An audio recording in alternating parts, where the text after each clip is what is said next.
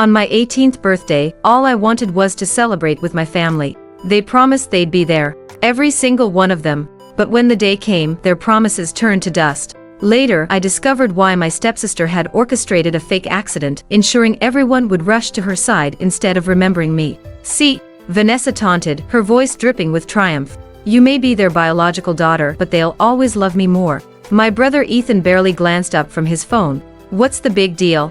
Missing one birthday won't kill you. Mom and Dad's response cut even deeper. There's always next year, sweetie. Your sister needs us right now. I waited until midnight. No one came home. With tears streaming down my face, I blew out the candles and left, taking only my golden retriever, Lucky, with me. What they didn't know was that I was bound to a mysterious force. If I couldn't celebrate this birthday properly, I really would die. But after I left, why did they all suddenly lose their minds? 3 months ago, I had begged them to celebrate my birthday with me. I wasn't asking for anything fancy, just their presence, just one sincere, happy birthday. That's all I needed. I spent weeks trying to win their favor. I used every penny of my savings to get Ethan those limited edition Jordans he'd been obsessing over. I even pulled strings to score front row tickets to Vanessa's favorite band. Mom and Dad promised they'd be home that day. I waited in the living room since dawn, the birthday cake perfectly arranged on the coffee table, my heart full of hope. But the house remained empty. My calls went straight to voicemail. As the grandfather clock ticked mercilessly in the corner, an inexplicable dread began to grip my heart. At sunset, the housekeeper finally broke the news Vanessa had gotten into a car accident. Everyone was at the hospital with her. I see, I said quietly, my face carefully blank. The frosting on the cake began to melt in the warm afternoon light, filling the air with a sickly sweet scent.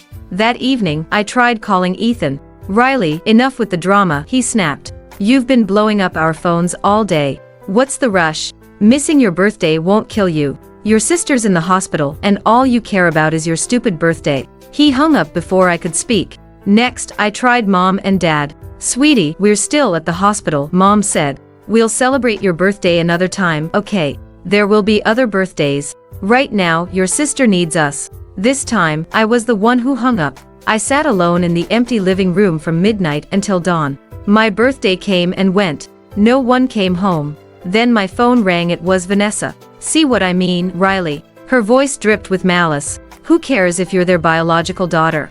They still love me more. You're just the unwanted child no one loves. Her words stung because they were true. My family had never really loved me. But it didn't matter anymore. I forced a smile she couldn't see. I know. Then added wearily, congratulations. You win. Maybe from the moment I returned, I should never have hoped for their love.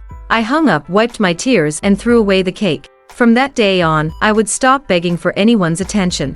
I packed my things efficiently, took Lucky's leash, and walked out of the Chin mansion without looking back. They had no idea about the mysterious force binding me. If I couldn't celebrate this birthday properly, I really would die. This place was never meant to be my home, and I would never return. 3 years ago, when I first arrived here, I thought I'd finally found my happily ever after with a real family. But fate had other plans. After I went missing as a child, my parents had adopted Vanessa. She was the daughter of Dad's old college friend. After her parents died in a tragic accident, Dad felt sorry for her and took her in. From that moment on, she became the Chin family's precious princess. Mom and Dad showered her with attention. Ethan doted on her endlessly. She was everyone's favorite. They poured all their guilt over losing me into spoiling her, which only fed her entitled attitude. The day after I returned, Vanessa staged a dramatic runaway act. Dad, desperate to appease her, promised their love for her wouldn't diminish because of my return. Ethan swore he'd only ever have one sister, her. Only then did she agree to come home. I stood in the corner, watching them comfort her. I felt like a circus clown, awkward and out of place. At least Mom noticed me eventually. She took my hand and helped clean the dirt off my clothes. I'd spent the whole night searching for Vanessa in the pouring rain. I was soaked to the bone, my clothes caked with mud. Sitting in the warm bath she'd drawn, I couldn't hold back my tears. Mom, I didn't mean to. I whispered. I never meant to make Vanessa angry. Never meant to make her run away. Mom froze at my words, her eyes darting away uncomfortably. Riley, try not to upset your sister in the future, she said. She's grown up without parents, we're all she has. Yes, she can be difficult, but you need to be understanding. Just because you're back doesn't mean we can neglect her. You're the older one, you should know better. She went on and on, but the message was clear: don't antagonize Vanessa. That's when I should have realized Vanessa had already won. What good was being their biological daughter? It couldn't compete with 15 years of shared memories. Their bond wasn't something I could force my way into. But naive as I was, I thought I could earn their love by giving mine freely. For 3 years after returning to the Chin family, I walked on eggshells, trying desperately to be the perfect daughter and sister they wanted. I'd prepare Ethan's birthday gifts months in advance, once standing in line for hours in the summer heat just to get him an autograph from his favorite basketball team. His response? A dismissive, "Look, Riley, getting me an autograph doesn't make you my sister." Every birthday in the Chin house, they'd make me share the celebration with Vanessa, claiming it would help us bond as sisters. Whenever I asked for just one birthday to myself, Vanessa would find some way to sabotage it, just like this time. But what truly broke my heart was overhearing Dad one day. "Riley just seems so common since she came back. Nothing like a true Chin. If only Vanessa were my real daughter." That's when I realized all my efforts to please them were just a joke in their eyes. They'd probably be relieved when I left. Finally, Vanessa could be their only daughter, just as they'd always wanted. After leaving the Chin mansion, I used my saved allowance to rent a tiny apartment. It was near school, small, but enough for one person. When the new semester started, I requested a transfer to a different class. Before, because of the Chin family connection, I'd always been in Vanessa's class. Back then, fresh from the countryside, I couldn't keep up with the advanced curriculum. My grades suffered. Vanessa never missed a chance to mock me for it. My classmates only knew me as the transfer student from some rural area. They had no idea about my connection to Vanessa, or that I was the Chin family's real daughter. Mom and Dad had insisted on keeping it quiet, claiming they didn't want Vanessa to face criticism over her adopted status. They made me play along with the secret. What they didn't know was that their secrecy led to 3 years of relentless bullying. Because of my poor grades and unfashionable clothes, I became an easy target. Kids would tear up my books or pour ink on my desk, sneering, "Poor little orphan girl." I tried asking Ethan for help, but he just joined in the mockery. "What do you expect? Looking and acting like such a hick." Eventually, I stopped fighting back. Later, I realized Vanessa had probably orchestrated it all. Without any family backing, I was transferred to the lowest ranked class in school. But at least Vanessa wasn't there, and the bullying mostly stopped. I spent my days studying and came home each evening to Lucky waiting faithfully by the door. After a peaceful week, I started getting mysterious nosebleeds. Sometimes my vision would blur. Then that familiar mechanical voice returned. "System, due to mission failure, you may face consequences. If you could just get them to..." Enough. I wiped the blood from my nose, cutting off the voice. I won't beg them anymore. Before returning to the Chin family, I'd had a brush with death. I was collecting bottles to sell for food money when I accidentally took one from a homeless man. He beat me half to death. Just when I thought I was dying, the mysterious force appeared.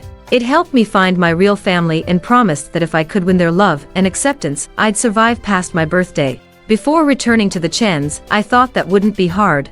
But after 3 years of trying, I couldn't warm their frozen hearts. Back then, I couldn't do it. Now, I didn't want to try. If I could choose again, I wish I'd never met him. The voice fell silent for a long time before accepting my decision.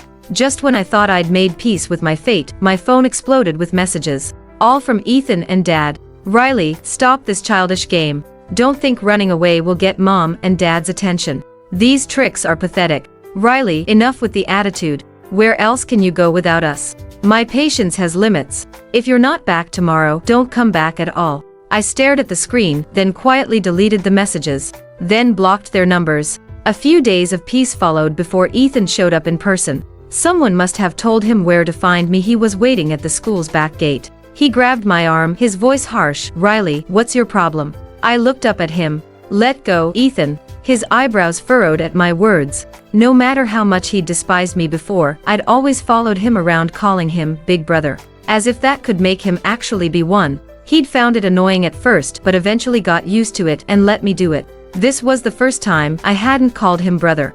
A flash of hurt crossed his face. "Riley, just come home, okay? We can sort out any misunderstandings there. Mom and Dad can even throw you another birthday party." "Stop." I cut him off, speaking harshly to him for the first time. "I'm not a Chin, and I'm not your sister. Take your pity, I don't need it. Don't come looking for me again." I yanked my arm away and walked off without looking back. Ethan stood frozen, his head down, lost in thought. For days after that, he'd show up at the school gates like clockwork. When I ignored him, he'd just silently follow behind me. as if he'd keep this vigil until I came home. But his resolve didn't last long, because Vanessa had staged another incident. Ethan had always been the school's golden boy. These days of him following me around had sparked endless gossip, and that was something Vanessa couldn't tolerate. Ever since she'd ruined my birthday, everything had changed. Mom would often stare absent-mindedly at my empty room. Her precious brother, who'd always doted on her, now spent his days following me around. Even Dad, who never got involved, was asking me to come home. This wasn't how things used to be. It must be another one of Riley's tricks, Vanessa thought. So that Friday, she had someone tell Ethan she'd injured her leg. Sure enough, he came running. That Friday evening, I was walking home alone. As I cut through the school alley, I heard footsteps behind me. I turned to find a group blocking the exit. Their leader stepped toward me. I recognized her, Jenny Lee, Vanessa's loyal minion. She grabbed my hair. We were going to let it go when you left, but you just had to be greedy and go after Vanessa's brother. Looks like you need another lesson in knowing your place. They grabbed me while Jenny sneered, reaching out to pat my cheek. Tell me, what's going on between you and Ethan? Vanessa's minions rarely got involved directly, but this time, they were willing to show their true colors for Ethan's sake. Suddenly, I realized Vanessa was starting to panic. So I taunted her, what's wrong? You have a crush on him. Too bad you'll always just be Vanessa's little lapdog. My words hit a nerve. Jenny's face darkened. The next second, she slapped me hard. You little bitch. Everyone froze. Before they could react, I grabbed Jenny and slammed her against the wall. I used to be too scared to fight back. But now, with death looming over me, I had nothing left to lose. Jenny let out a grunt of pain, and we started wrestling. During the struggle, she grabbed the jade pendant around my neck and pounded my back repeatedly. I protected the pendant, taking the hits. Suddenly, my mouth filled with the taste of blood. The next moment, I was coughing up red. My resistance only fueled Jenny's rage. She completely lost control. You unwanted piece of trash, she screamed. Look how pathetic you are. Countless fists and slaps rained down on me. My face hurt. My whole body hurt. It felt just like that rainy night when I was dying. Maybe I wouldn't even need to wait for the system's deadline, I'd die right here. As my consciousness faded, I heard a voice. Who's causing trouble here? A short-haired girl appeared against the light, walking toward me. She glared at Jenny. What trash did I just find? Who are you? Jenny frowned. Before she got an answer, a speeding skateboard crashed into her ankle. She doubled over in pain. The next second, barking echoed through the alley. Lucky, who had been waiting at home, had followed my scent here. The group scattered at the sound of the dog. After they left, the girl knelt beside me. Are you okay? I tried to open my eyes to see her face, but the slight movement made me black out. I had a long dream. In it, I had parents who loved me and a brother who cared for me. We went swimming in summer and skiing in winter. On my birthday, they gathered around, singing happy birthday. That day, I made a wish. For safety. For health. For Lucky to live a long, happy life. I closed my eyes and blew out the candles. Then the dream shattered. When I opened my eyes, the stench of garbage was gone. You're awake. The voice from my memory spoke. A pale arm waved in front of my face. Can you see me? I nodded. She smiled. I'm Luna Chu. Seeing my confusion, she added, the one who sits in the corner of class. I tried to remember but drew a blank. She drooped her eyes. The one who's always sleeping in class. After transferring classes, I did remember someone like that. But since she was always sleeping, I'd never really seen her face. I sat up. Thank you. She looked embarrassed. No big deal. Looking into her bright eyes, I felt an instant connection. After just a short chat, Luna had already made herself at home as my friend. Friend, it was such a foreign word to me. I planned to go back to school that day, but Luna insisted I stay. She only let me return after 3 days of recovery. As we left the Chu mansion, I asked, why are you being so nice to me? Luna sat up straight, dramatically flipping her non-existent cape. Because you're the first person this hero has saved. I have to protect you. At school, we found someone else waiting at the gates. Luna tried to sneak past stealthily, hoping to avoid his notice. But she'd barely taken a few steps when someone grabbed her collar, fighting again. I swear, I was just helping someone this time. Luna protested, pulling me forward. Riley, tell my brother. I looked up at the cool-headed boy in front of us, feeling my cheeks flush. Lucas Chu unconsciously averted his gaze. Fine. Just don't make it a habit. Then added, at least call me next time you're going to fight. Luna instantly brightened. I knew you loved me best, big brother. She linked arms with both of us and started walking. We'd barely made it halfway when someone called out behind us, "Riley, where have you been these past few days?" I turned to see Ethan standing in the blazing sun, waiting for me. The urgency on his face made it seem like he'd been waiting forever. But I knew better. He'd just recently abandoned me for one of Vanessa's lies. His remorse came cheap. Luna nudged me. "Riley, you know him?" I replied flatly, "No. He must have the wrong person." As I turned away, Lucas noticed my discomfort and casually draped an arm over my shoulders. "Come on, sis. Those snacks I ordered for you two just arrived." Understanding his intent to help, I played along. "Thanks, big brother." Behind us, Ethan's face darkened. Back in class, Luna moved her desk next to mine. Of course, she still couldn't keep her eyes open during lessons. We ate lunch together again. During the meal, the Chu siblings kept giving me concerned looks. After some hesitation, I told them everything. Everything except that I was dying. After hearing my story, Luna exploded in anger. "Those absolute monsters. Riley, don't ever go back to them. I'll protect you from now on, don't worry." Though Lucas stayed quiet, his expression was grave. I lowered my eyes, deeply touched by their concern. That evening, I found Lucky faithfully waiting under the eaves for me. Since the incident, Lucky had become my constant shadow. I crouched down, and he lifted his head to nuzzle me. At least Lucky hadn't been hurt that day. As I walked home with Lucky, we were suddenly stopped by an unexpected visitor. An elegant woman stepped out of a black car. She called my name with tears in her eyes. "Riley, it's Mom." I stepped back. "You must be mistaken. Your precious daughter is Vanessa, not me." Tears streamed down her face, her expression distant. "No, that's not. Riley, Mom didn't mean it like that. Come home first, let's talk things out." She reached for my hand. In the struggle, she noticed the bruises on my arm. The marks Jenny and her gang had left. Her expression tightened. "What happened?" I pulled down my sleeve to cover them. "It's none of your concern." But she wouldn't let go. "Tell Mom who did this to you." Her pretense at concern was laughable. "What if I told you your precious Vanessa ordered it? Would you believe me?" After that day, I tried reporting it to the school.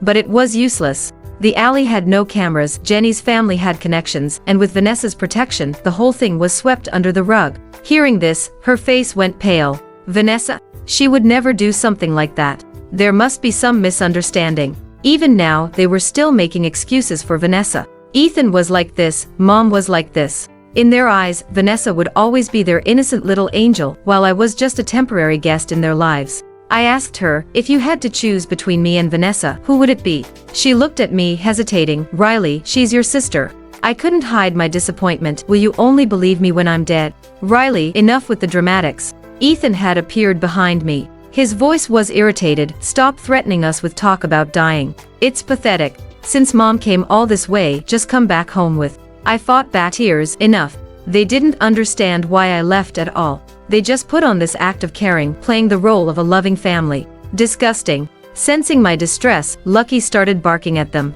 Startled, Ethan instinctively kicked at him. I jumped forward to protect Lucky and caught Ethan's kick instead. When Ethan realized what happened, it was too late. His face went ghostly white. I didn't mean to. I picked up Lucky and left without listening to his explanations. Back home, I pulled out a small box from under my bed. It was one of the few things I'd brought when I left the Chen house. I carefully opened it to reveal a pink stuffed animal. It was the only birthday gift Mom had ever given me last year. Back then, I'd naively thought she was finally accepting me. It had been my happiest day since arriving at the Chen house. Just having someone remember me, even caring just a little bit, was enough. Later I learned the truth. The doll was just Vanessa's reject that Mom had passed on to me. I still remember Vanessa's mocking face when she told me. After that, I'd hidden the doll away. Couldn't bring myself to throw it out. But now, I didn't need it anymore. Sometimes, I wished she'd just been coldly indifferent like Dad and Ethan, instead of giving me false hope with her pretend kindness. Making me think that someone actually loved me. The doll's face was wet, as if crying. I finally threw it away. Let it drift down the river, far away. When I came to my senses, I was standing in the middle of the water. I took off the jade pendant from my neck, clutching it tightly. My grandmother who'd raised me had gotten it blessed for me, praying for my long life and happiness. Because she knew she couldn't protect me anymore. But now, I couldn't protect myself either. The river was cold, stinging my wounds. The water flowed gently, stars twinkling in the night sky. I thought I saw grandmother waiting for me there. Suddenly, ripples disturbed the water's surface. Someone was calling my name.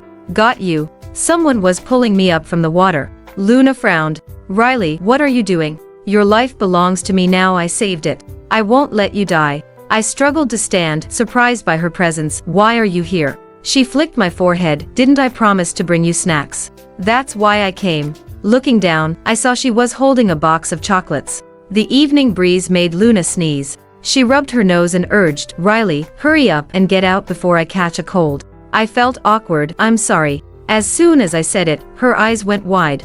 The river water around us had a faint reddish tinge. That's when I noticed my nose was bleeding again. I tilted my head back, trying to explain, must be the cold water. Let's go home. Back at my place, the nosebleed wouldn't stop. Luna's eyes welled up. Riley, are you sick? I tried to stop the bleeding, secretly taking a painkiller when she wasn't looking. I'm fine, probably just hit my nose when I fell in the water. Really? Really? Let me see. She suddenly reached out to touch my face. Only after confirming I was okay did she relax. She put all the candy and chocolate in my hands. These are all for you. When I used to feel sad, my brother would always share his candy with me. Candy is sweet, chocolate is sweet. So don't be sad anymore. You have me now. That night, Luna stayed over. She cuddled with me on my small bed. When I was little, my mom used to sing me to sleep. Riley, will you sing for me? I'll bring you more candy tomorrow. I sang her the lullaby my grandmother used to sing to me. She was an enthusiastic audience. How are you so amazing at everything? I was surprised. This counted as amazing. I'd always thought I was useless. Of course it's amazing. She propped herself up, speaking earnestly.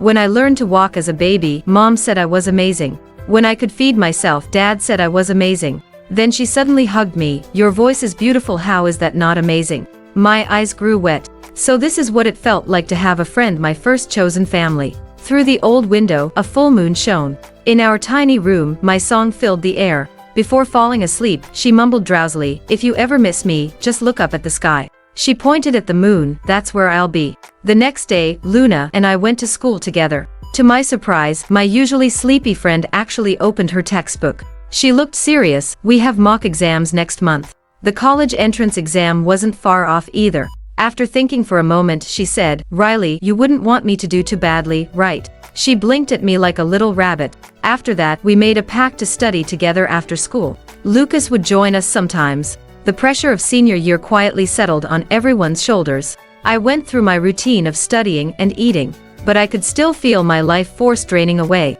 Loss of appetite, constant bleeding. Still, I wanted to hold on just a bit longer.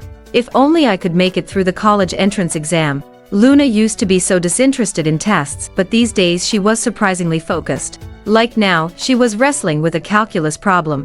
I glanced at it. Derivatives, I couldn't do those. Riley, how can you give up so easily? Whenever we hit a problem we couldn't solve, Luna would start her little lecture. We learn as long as we live. Just because I can't do it now doesn't mean I won't be able to later. So I'll let this one go for now and come back to fight another day. Then she naturally moved on to geometry. 10 minutes later, she'd filled an entire page. Riley, aren't I amazing? Amazing? You're the mathematical genius of the new century. She giggled non-stop. Oh stop, you're making me blush. Later when Lucas checked her work, he generously gave her 1 point just for writing solution correctly. The mock exams came quickly. It was probably the most serious I'd been about a test in 3 years. Luna felt the same way. Having someone to study with made all the difference. I could finally enjoy these last moments of student life without distractions. No more trying desperately to please my family, no more living in fear of bullies. After the exam, Ethan was waiting at the door.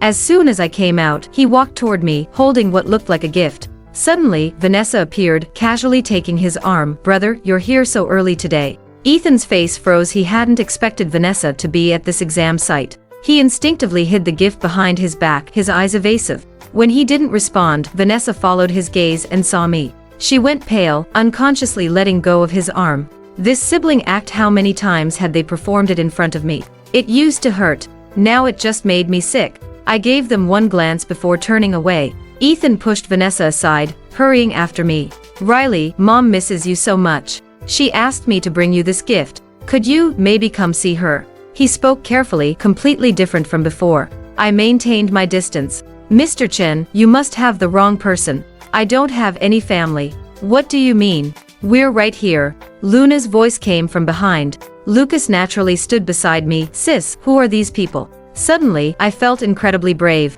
I smiled genuinely. Nobody I know. Brother, Luna, let's go. As we turned away, the siblings simultaneously rolled their eyes at him. Ethan clutched the gift tightly, a flash of loss crossing his face. He stared at my retreating back, motionless. He didn't even hear Vanessa calling him repeatedly. He had a vague feeling that some things could never go back to how they were. The results came out on Monday. As soon as class ended, Luna rushed to check the rankings. Lucas's name was always first, followed by Ethan. Scanning down, I found my name in the top 50. I could hardly believe it. So I could do it after all. So, I wasn't stupid. Riley, you're amazing. Luna loved praising me. She slipped some candy into my hand, a special Luna reward. I kept reading and found her name too. Though not at the top, she'd improved significantly. I was even happier for her. You're incredible too. She waved it off proudly. Oh, you know, just third best in the world. Look at my two brilliant sisters. Come on, dinner's on me tonight. Lucas walked confidently ahead of us. Luna's chatter filled my ears again. At this rate, I'm going to shock everyone at the college entrance exam. Riley, let's go to college in the south together. I heard it's so much warmer there, not like our freezing north. I smiled and agreed. Sure, let's go south together. Just then, a sharp pain shot through my stomach. I fought back the discomfort and told them to go ahead. In a deserted corner, I crouched down clutching my abdomen. Blood flowed from my mouth and nose. The system appeared again. I asked, how long do I have? System, less than 3 months. People always feel most aware of happiness when it's just within reach, then spend their happy moments dreading its loss. I stared at the faintly green branches overhead and sighed. I understand. At dusk, the school was almost empty. As I was leaving, I saw Vanessa at the corner. She stood at the top of the stairs with Jenny beside her. Vanessa's tone was hostile. What a coincidence. I looked up to meet her cold gaze. They wouldn't try anything here, there were cameras. I tried to take a different route, wanting to avoid confrontation. But she suddenly spoke. Riley, you must be so proud of yourself. You pull your little runaway stunt and everyone's desperate to get you back. How long are you going to keep up this act? I stopped and asked, what are you inviting me back to? Vanessa exploded. You. Jenny jumped in. Don't flatter yourself, Riley. A pathetic country bumpkin like you doesn't deserve the Chen name. I replied calmly. You're right, I don't. After all, trash belongs in the dumpster. And where there's trash, there are bound to be flies. Jenny's face alternated between red and white. Vanessa pressed her lips together, looking like she wanted to stab me with her glare. I left without further engagement. That evening, Lucas told me Vanessa had unexpectedly dropped out of the top 100 rankings, scoring even lower than Luna. No wonder she'd been so hostile today. Lucas also knew that Vanessa had been cheating on tests all along. But this time, unfortunately for her, the person she'd hired to take her test was Lucas's friend. He'd made some subtle changes, exposing Vanessa's true abilities. All these years, Vanessa had been deceiving everyone. Her sweet and obedient act was just a mask, all to make me feel worthless, to keep me living in her shadow. A week later, someone anonymously reported cheating to the school. My usually indifferent homeroom teacher called me to her office. Riley, why did you cheat on the test? I was bewildered. I didn't. Her face darkened. Someone reported you directly to me, and you're still trying to deny it. She threw the report letter on the desk. I recognized the handwriting. It was Jenny's. The letter claimed I'd seen the test papers in advance, complete with security camera footage. They even had witnesses from the exam room claiming they'd seen me cheating. Every detail seemed calculated to prove my guilt. After reading it, I said calmly, I did not cheat. The teacher looked at me with contempt. Who are you trying to fool? Everyone knows your real level. Your foundation was always weak. How else could you score so high? If you admit it now, we'll just cancel your score. But if you keep denying it, you'll face public criticism in front of the whole grade. You might not care about the shame, but I do. She ranted on and on, trying to force me to bow my head. But I hadn't done it, and I wouldn't admit to it. Seeing my stubbornness, she decided to report directly to the principal. The next day, I was called to the principal's office. To my surprise, they'd called my parents. Dad sat on the sofa, looking like he wanted to say something when he saw me. The Chens had always been the school's biggest donors. Apart from Vanessa and Ethan's parent-teacher meetings, he rarely showed up. This was the first time he'd come as my parent.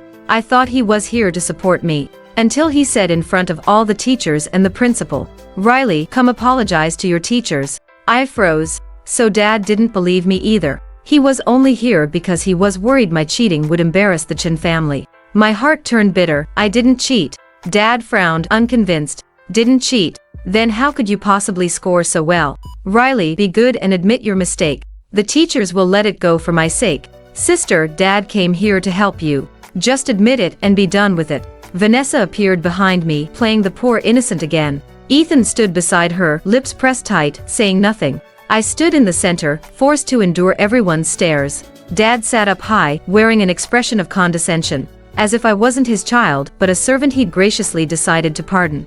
I started trembling, eyes growing wet. I won't admit to something I didn't do. Riley, Dad's voice filled with anger. If you're not ashamed of yourself, I'm ashamed for you. They'd rather believe someone else's words than my innocence. I looked around, desperately searching for any sign that they still cared about me. But there was none. Vanessa just kept provoking me. Ethan only cared about his one sister. Dad only cared about his reputation. And I was nothing. Suddenly, there was a commotion outside. The principal's face changed instantly. Vanessa's smile froze and Ethan looked up. Mr. Chu, what brings you here? The principal's voice turned fawning. It was Luna's father, Mr. Chu, the school's largest shareholder. Why can't I be here? His eyes were sharp, commanding respect without anger. Mr. Chu looked at me. You're Riley. I nodded. Luna told me her friend was here. I thought I'd take you home with us. The principal looked uncomfortable. That might not be convenient right now. Vanessa quickly explained, Uncle Chu, my sister is still dealing with a cheating incident. She probably can't leave with you. Dad suddenly spoke up, Vanessa, mind your manners. The Chen and Chu families had business ties. He couldn't let her embarrass him in front of Mr. Chu. Cheating. Mr. Chu's voice was deep but not aggressive like theirs. The teacher jumped in. This Riley used to have terrible grades. Somehow she managed to get into the top 10 this time. Someone reported her cheating. I always teach my students to be honest. But this Riley is so stubborn. I guess that's what happens when you grow up wild, with no one to teach you proper behavior. Her words seemed to inadvertently criticize certain people. Dad's face darkened as he signaled her to be quiet. By that logic, since Luna did well this time, she must have cheated too. Mr. Chu remarked. The principal wiped sweat from his brow, but this report letter. Mr. Chu barely glanced at it before scoffing. What an amateur performance. Then he stated firmly, I believe in Luna's friend. She wouldn't do this. Luna is a good kid, and her friends must be just as good. A wave of emotion surged through me. Uncle Chu. Luna had often talked about her family. Her gentle, humble father, her refined mother, her loving brother. Only children who receive abundant love can share it so freely. Mr. Chu had the same eyes as Luna. When he looked at me, it was like he was looking at his own daughter. Dad's face turned ugly. Chu, isn't it inappropriate to interfere in another family's matters? Family matters? Oh, so you do remember Riley is your family. You. The room fell silent. I'll have this matter thoroughly investigated. Then he came to me. Don't cry, child. Luna believes in you, and so do I. I looked up, tears flowing harder. So this was what it felt like to have someone on your side. As I was leaving, someone called out, Riley. It was Ethan. After hesitating, he said, I believe you too. I turned to tell him, don't bother. Ethan froze. In their eyes, I was stupid, uncouth, embarrassing. My very existence was a mistake. Yet Vanessa, who had done so many wrong things, they easily forgave. Perhaps because she was confident they would always cover for her. Because she knew they never really loved me. I looked at them, completely disappointed. Suddenly, drops of blood fell to the floor. Sharp pain shot through my abdomen, and my body started swaying. I touched my face and felt blood. The people who'd been so cold moments ago now panicked. Dad rushed forward. Riley, what's wrong? Ethan was frantic. I'll take you to the hospital. I pushed them away, smiling. Brother, I'm dying. Are you happy now? The color drained from his face. When I woke up in the hospital, Luna's eyes were red from crying. You idiot. Why didn't you tell me you were in so much pain? I could barely meet her eyes. It's an old problem, nothing serious. She glared at me, her cheeks flushed with anger. Then I noticed she was wearing a hospital gown too. Luna, are you sick too? Now she was the one looking uncomfortable, and no. She hastily stuffed a candy in my hand. I need to go back now, but you better get well soon. After she left, I was alone in the room. The day I was discharged, the Chin family came. Ethan held flowers. Sister, we're here to take you home. Dad carried a cake. Riley, let's go home and celebrate your birthday. Mom was teary-eyed. Riley, please come back. How strange. No matter what I did before, I couldn't move their hearts. Now that I was dying, they finally turned around. Mr. Chu's bodyguards blocked them from getting close to me. I stood straight and asked one more time, let me ask you again, between me and Vanessa, who would you choose? You, we choose you. Riley, you'll always be our family. Come home, we've been waiting for you. They answered in unison, afraid to be even a second late. As if I had always been their precious child. Under a distant tree, Vanessa stood listening to their answer. Her face went pale, her body trembling. Did it hurt her? How laughable. Just these words of preference made her so upset. What about me back then? She knew the pain of being bullied at school, the loneliness of being ignored at home. She just couldn't stand anyone taking away her spotlight, even though they weren't her real family. I looked away from her and walked slowly to Ethan. He thought I was finally agreeing to come home. Sister, the flowers fell from his hands before he could finish. This time, I'm the one rejecting you. At the Chu house, Lucky ran up excitedly to greet me. Luna had brought him over too. The Chu parents had returned from abroad, a rare family reunion. Mrs. Chu had prepared many dishes, including portions just for me. At home, Mr. Chu dropped his stern demeanor. He laughed as he handed out gifts he'd brought from abroad. This is for Luna. This for Lucas. And he carefully pulled out a pink doll from his bag. This is for Riley. I looked up, hardly believing. For me. Mr. Chu nodded, smiling. Yes. Luna told me about you long ago. Mrs. Chu added warmly, Riley, don't be afraid. From now on, we'll always have your back. That's right. Luna chimed in enthusiastically. Riley, I'll celebrate your birthday with you every year. Lucas smiled too. Well, looks like I've got another sister. Under the warm lights, I witnessed a scene I thought I'd never see in this lifetime. I couldn't help being moved. How fortunate that I finally had a day where people truly cared about me. Eyes wet, I whispered, thank you. That night, Luna curled up early in bed. As soon as I lay down, she reached over to rub my stomach. Riley, does it still hurt? I shook my head. It doesn't hurt anymore. Then she asked carefully, so are you going to die? I couldn't bring myself to look at her. After careful consideration, I finally told her the truth. Yes. Her eyes were already red. Then when might it happen? I don't know. Maybe I've been sick for a long time. It could be today, tomorrow, or sometime in the future. If it weren't for the system, I would have died 3 years ago. She held me tightly, her sobs muffled against my chest. When she lifted her head from my embrace, her eyes were terribly swollen. Riley, I'm sorry. Suddenly, she took my hand and carefully placed it on her chest. Through her clothes, I could feel her heart beating steadily.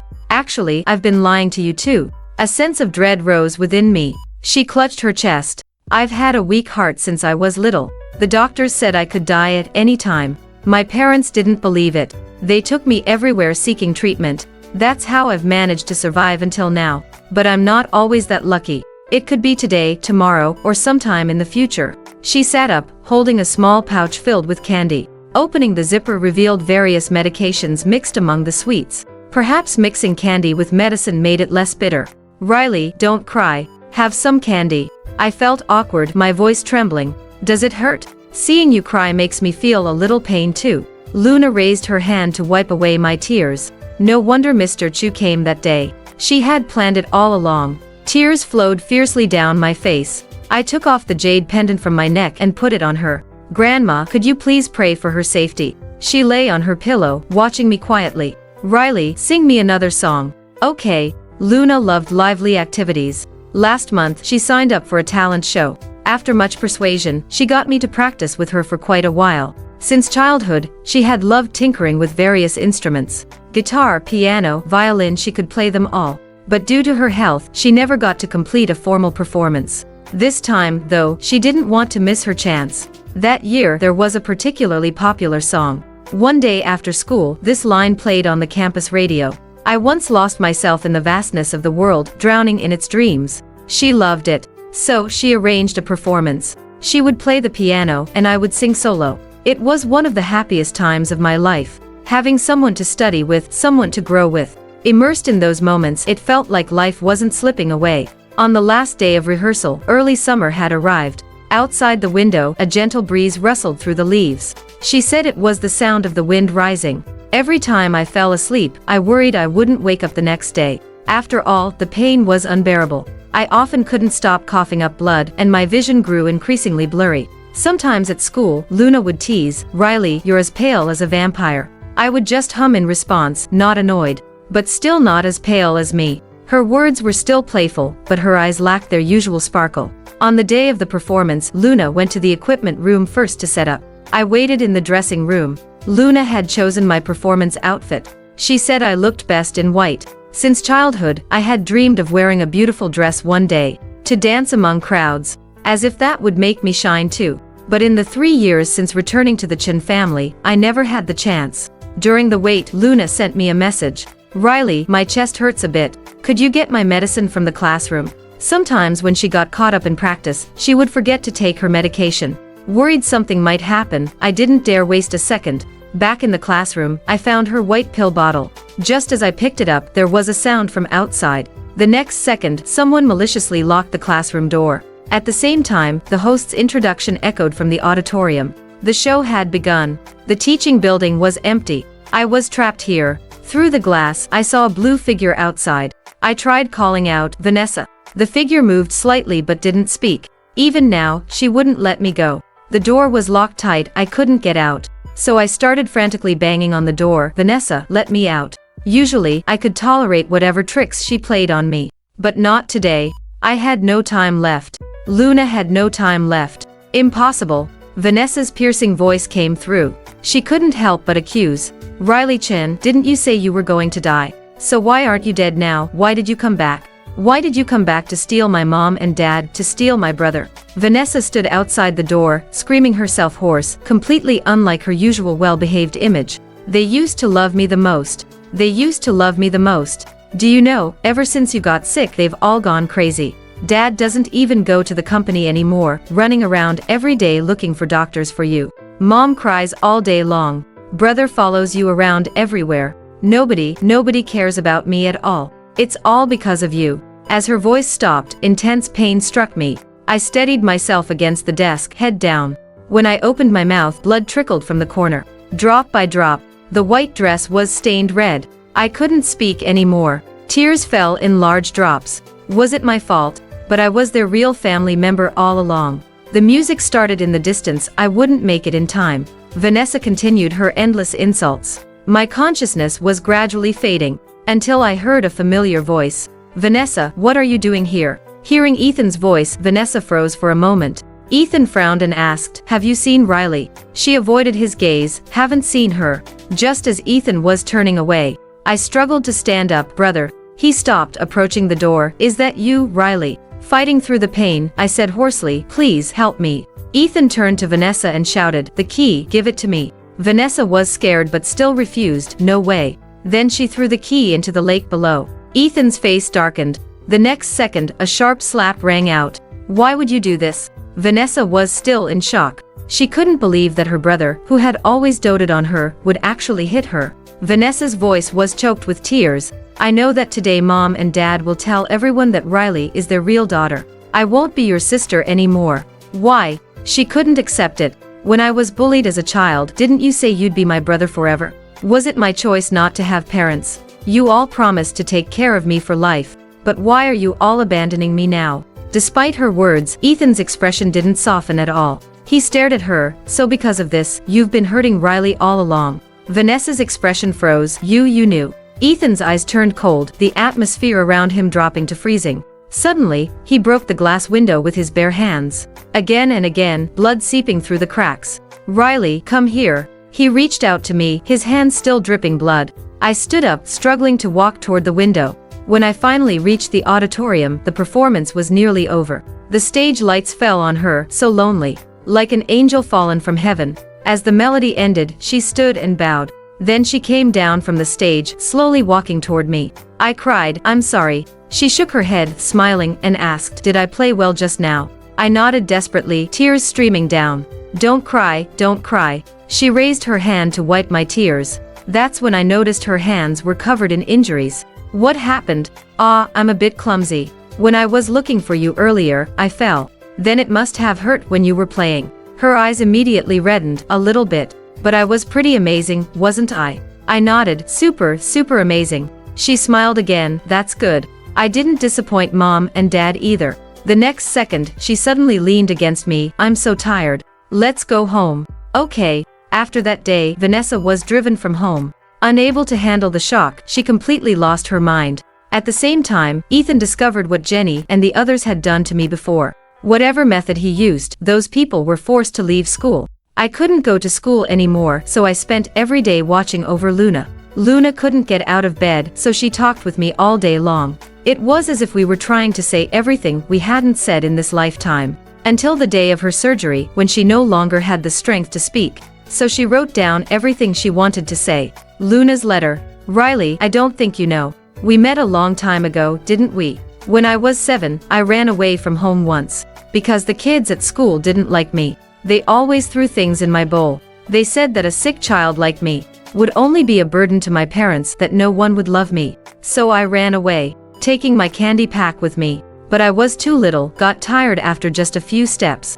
I don't remember how I met you. When I woke up, you were sitting in your grandmother's lap eating watermelon. You were so kind, you shared a slice with me. You told me that no parents in the world wouldn't love their own child. I asked, but I'm sick now, I'm a bad child. You said, parents won't mind that. Really? Of course. What about silly children? They'll love them too. I asked you why. You said, Grandma says all parents in the world love their children. If they love you, they'll love all of you. They love bad children, they love silly children. Although you only had your grandmother then, you said you would have family someday. They would care for you, love you, never let you go hungry again. You and your grandmother took me back home. Later, when my parents came back, I ran to ask Mom, I'm a bad child, will you still love me? Mom nodded and said, Mom not only loves you but is grateful for you. I was so little, couldn't do anything well, grateful for what? Mom braided my hair, grateful that you gave me the chance to be a mother. I thought you were so right. I needed to thank you too. But I could never find you again. Then that day, I fainted at school. A little yellow dog kept licking my face. It had my medicine in its mouth. I was saved by it and then followed it to save you. You might never know that my childhood dream was to be a hero who fights evil and promotes justice. Just like in Jean Yong novels. Of course, many classmates laughed at me, but my brother never did. He said Yonghua could still be a hero with one arm. Luna just had a butterfly in her heart, she could still be a hero too. Later, you became the first person I saved. I know you'd probably say I was amazing. But I still lied to you, because I knew I might have to leave soon. So I wanted to choose a new daughter for Mom and Dad. They are so good, but I still made them cry. I hope you won't blame me. I think your birth parents were too cruel. You're so good but they didn't care at all. But it's okay, I care. Brother says you need to keep getting better to make them regret. So we should study together, sing together, go to college together. But now, I'm sorry, I can't accompany you anymore. There's still so much time ahead, I leave my family to you. They will love you so much too. But don't forget about me, I'm quite jealous you know. Remember? I said when you miss me, look up at the moon and I'll be there. When the wind passes by, that's me hugging you. Riley, for all the years to come, stay safe and happy. Tears dropped onto the paper, blurring the words. I tucked away the letter. Walking out of the hospital, I met the early summer sunlight.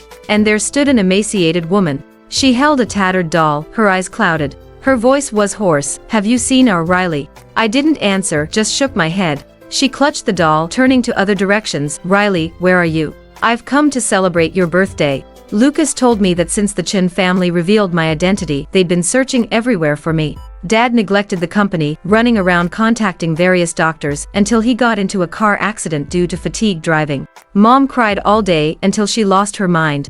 Ethan was affected too, performing terribly in his college entrance exams. After Lucas finished speaking, I was stunned for a long time, finally realizing that I was now truly disconnected from them.